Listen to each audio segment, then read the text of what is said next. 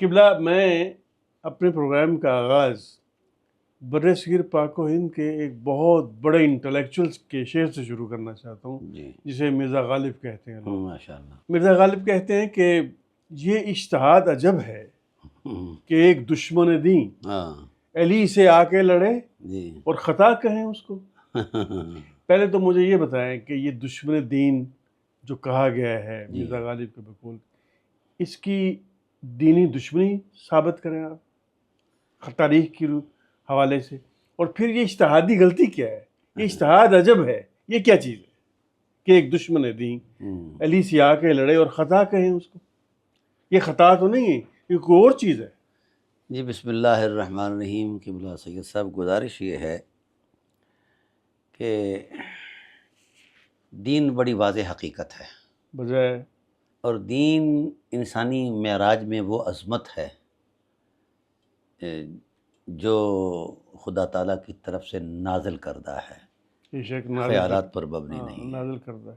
تو دینی حقائق الحمد کی الف سے لے کر والناس کے سین تک جو سارا قرآن ہے، اس سے پہلے جتنی بھی کتب آئی ہیں وہ دینی حقائق کی حرمت کو ہی بیان کر رہی ہیں۔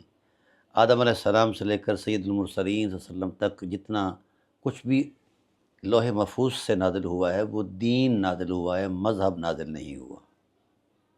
یہ جو مذہبوں کی تشکیل ہے یہ حجرہ ساز ہے، دین نازل ہوا ہے، دین نازل ہوا ہے لکم دینکم۔ بطور دستور الہی، ہاں کہ اللہ تعالیٰ کی مخلوق میں اللہ کا ہی نظام۔ تو ظاہر ہے یہ شروع سے ہی یہ چلا آیا ہے۔ جو لوگ ہوس پرست اور اقتدار کے خواہش مند اور حرمت اخلاق سے دور، یہ لوگ ہمیشہ ان ادیان کے ساتھ ٹکراتے رہے ہیں۔ ٹھیک ہے، اللہ تعالیٰ کے انبیاء ان کے مفادات ٹکراتے ہیں۔ ان کے مفادات ٹکراتے ہیں، وہ کیونکہ مفادات زد میں آتے تھے۔ تو انسان خلقی اعتبار سے تو شاہکار قدرت ہے، لیکن یہ اس وقت ہے جب اس کا خلق بھی اس انداز کا ہو جیسا قدرت نے ترتیب دیا ہے۔ کیا خوبصورت جملہ کہا آپ نے، ٹھیک ہے۔ ماشاء اللہ ماشاء اللہ۔ تو یہ اس طرح کے حالات ہیں۔ اب جو رسیہ تھے سماجی برائیوں کے، ان کو یہ چیز بھاتی نہیں تھی، تو وہ کھڑے ہو گئے۔ اب انسان کی فطرت میں تین چیزیں جو ہیں وہ بڑا انمول احساس ہیں: حیا، وفا اور سخا۔ سخا، سخا، سخا، وفا اور حیا، حیا، یہ زیور ہے، نہایت شاندار اقدار ہے۔ ہاں۔ اور اگر یہ قدریں زندہ ہو جائیں تو یہ کائنات جنت ہے۔ بے شک بے شک۔ ہر نظر کو دوسرا ملکوتی تصور نظر آئے گا، ہر احساس کے اندر وہ غلمان کی حرمت محسوس ہوگی۔ لیکن ہوا یہ ہے کہ ان قدروں کے ساتھ جو خود غرض قسم کے لوگ تھے وہ کھیلتے آئے ہیں۔ 1.25 لاکھ انبیاء علیہ السلام تشریف لائے، ہر ایک کے ساتھ یہ معاملہ بنا ہے۔ اور کچھ انبیاء علیہ السلام ایسے ہیں جن کو خدا ذوالجلال نے قرآن کریم کی نصوص میں بیان فرمایا ہے۔ تو یہ قدریں تھیں، نبوی قدریں ہیں، دینی قدریں ہیں، الہی قدریں ہیں، جس کے ساتھ انسانیت وابستہ ہے۔ اس پیکر محسوس کا نام انسان نہیں، اس کے اندر ان قدروں کے احیاء کا نام انسانیت ہے۔ اگر وہ قدریں میرے اندر ہے تو اس پیکر محسوس کے اندر میں انسان ہوں، اور اگر وہ قدریں نہیں ہیں تو میں انسان تو بس ایک پتلا ہے وہ۔ ہاں۔ صحیح ہے۔ دیکھیے نا جی، ایک منطقی اصول آپ کو عرض کر دیتا ہوں۔ بالطبع 5 چیزیں ہر ایک جاندار کے اندر ہیں۔ وہ کون کون سی؟ نیچرل یعنی جوہر، اس کی جو اصل ہے۔ جسم مطلق یعنی ایسا جسم جس کا طول بھی ہو، عرض بھی ہو، گہرائی بھی ہو، لمبائی بھی ہو، چوڑائی بھی ہو۔ 2، تیسری چیز جسم نامی، جس کے اندر وہ بڑھ نہ ہو، یعنی ابتدا سے چلا تو نشو و نما۔ نشو و نما۔ اور حساس، کہ اس کو ہاتھ لگاؤ تو محسوس ہوتا ہے کہ کچھ نہ کچھ ہوا ہے۔ اور متحرک بالارادہ، اپنے ارادے کے ساتھ حرکت کرنا۔ یہ 5 چیزیں بالطبع ہر جانور کے اندر ہیں، ہر ذی روح کے اندر ہے، ہر ذی جان کے اندر ہے۔ صحیح صحیح۔ انسان کی جو امتیازی حیثیت ہے وہ ان 5 چیزوں میں تو ان کے ساتھ بھی مشترک ہے، وہ الگ ہے، جس کو منطقی زبان میں نطق کہتے ہیں، دریا بندہ معقولات، یعنی اللہ تعالیٰ کی بنائی ہوئی کائنات کے اندر غور و فکر کر کے الہی حسن کی معرفت حاصل کرنا، یہ ہے انسان کی اصل انسانیت کا وہ امتیاز بے شک جو عقل اور شعور اس کو احساس دلاتا ہے نا، کہ اس کی معرفت ہونی چاہیے. اس کی معرفت ہونی چاہیے، اور یہی مقصد تخلیق انسانیت ہے. وما خلقت الجن والانس الا لیعبدون اے لیعرفون. شدید بارشوں کی وجہ سے خیمہ علی اکبر شہید ہو گیا تھا. یہ نقوی البخاری سادات کا 700 سالہ پرانا مرکز مذہبی یگانگت کا خوبصورت گہوارہ ہے. اب اسی مقام پر امام بارگاہ خیمہ علی اکبر علیہ السلام کی بنیاد رکھ دی گئی ہے. اس کی بنیاد کشائی سید آغا لال بادشاہ اور مشہور صحافی ایاز امیر صاحب نے رکھی ہے، اور اس کا ڈیزائن کراچی سے سید علی تراب جعفری صاحب نے بنایا ہے. امام بارگاہ کی تعمیر کا ذمہ ماڈرن انجینئرز پرائیویٹ لمیٹڈ کے سپرد کیا گیا ہے. اس کی کاغذی کارروائی مکمل ہو چکی ہے اور کھدائی کا عمل بھی شروع ہو چکا ہے. عاشقان ہم شکل پیغمبر سے التماس ہے کہ تعمیری معاملات میں بڑھ چڑھ کر حصہ لیں، اپنا حصہ ڈال کر مولا کی خوشنودی اپنے نام کریں. نظر نیاز بھجوانے کے لیے اس نمبر پر رابطہ کریں 0324430559.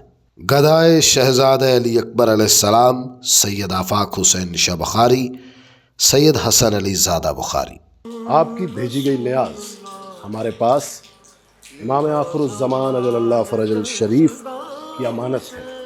اس کی پائی پائی جاگیر علی اکبر پر لگی. اب جب یہ چیزیں موجود ہیں تو ان قدروں والا انسان جو ہے وہ اس کائنات میں اللہ وحدہ لا شریک کے حسن کا آئینہ نظر آتا ہے. اتنی شفافیت ہے ان قدروں کے اندر. وہ چیزیں موجود ہوں، حیا، سخا اور وفا، جو الہی قدریں ہیں، یہ اخلاقی الہی ہیں، اخلاق انبیاء ہیں. جس وقت وہ یہ جو سمجھدار انسان ہے وہ ان زیوروں سے مزین ہو جاتا ہے تو پھر حضور فرماتے ہیں ایسے شخص کو تکنے سے خدا یاد آ جاتا ہے اور نبی اس کی ولایت کی تصدیق کرتا ہے. بے شک ٹھیک ہے نا؟ بڑی عمدہ بات کر رہے ہیں آپ. یہ قدریں تھیں، ہاں یہ قدریں چلتی آئیں سلسلہ بسلسلہ. حضور نبی کریم صلی اللہ علیہ وآلہ وسلم کا جو خاندان ہے ان قدروں کا وہ حقیقی امین ہے. ہاں یہ قدریں ان کی فطرت کا حصہ تھی، خمیر کے اندر گندی ہوئی تھی. ایسے ہی ہے، ایسے ہی. تو اب جو ناہنجار قسم کے لوگ تھے ان قدروں کو جو پامال کرتے تھے، جن کے اندر یہ اوصاف نہیں تھے، وہ حسد کرتے تھے، کیونکہ یہ قدریں ایک اسپرچول میگنیٹ پاور ہیں. بے شک لوگ کھینچے چلے آتے ہیں. ایسا چلا جاتا ہے، ٹھیک ہے نا ایسا. تو اب لوگوں کا دھیان، لوگوں کی توجہ، لوگوں کا احترام حضور نبی کریم صلی اللہ علیہ وسلم کے آبا و اجداد کی طرف. تو یہ آج بھی ہے، ہر دور میں ہے یہ. ہر دور میں.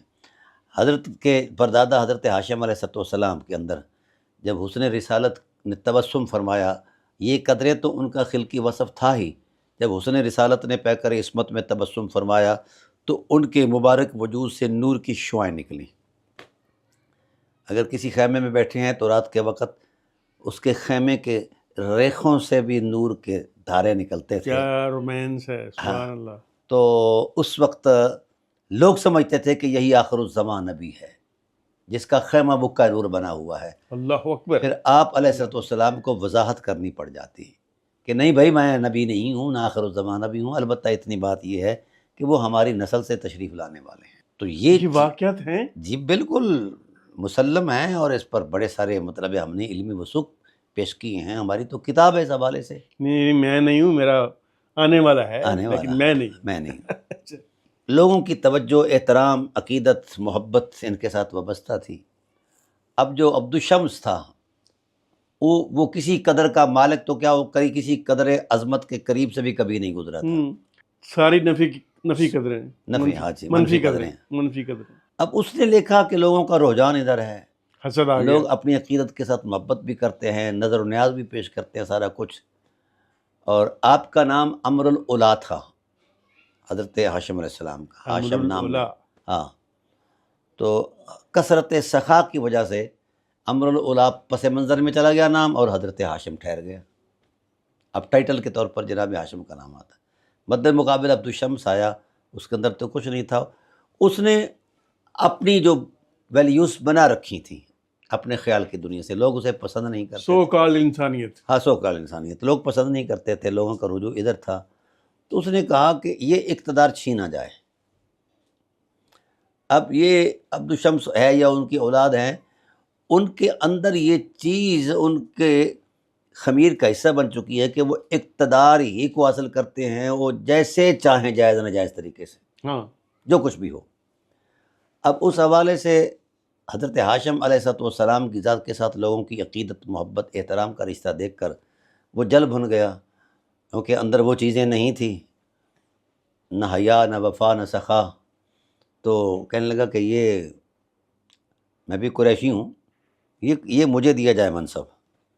تو جناب نے فرمایا اگر اس منصب کا آپ خواہش کرتے ہیں تو یہ منصب میرا نہیں، اللہ تعالیٰ کی طرف سے نعمت کردہ ہے. اور دوسرا یہ کہ یہاں کے جو باسی ہیں یہ ان کا انتخاب ہے، آپ منافرہ کر لیں. سیدھی سی بات ہے.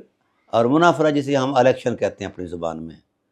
اب جب وہ منافرہ طے ہو گیا، اس میں یہ بھی شرط طے کر دی گئی کہ جو شخص منافرہ ہار جائے وہ مکہ 10 سال کے لیے چھوڑ جائے اور شام چلا جائے.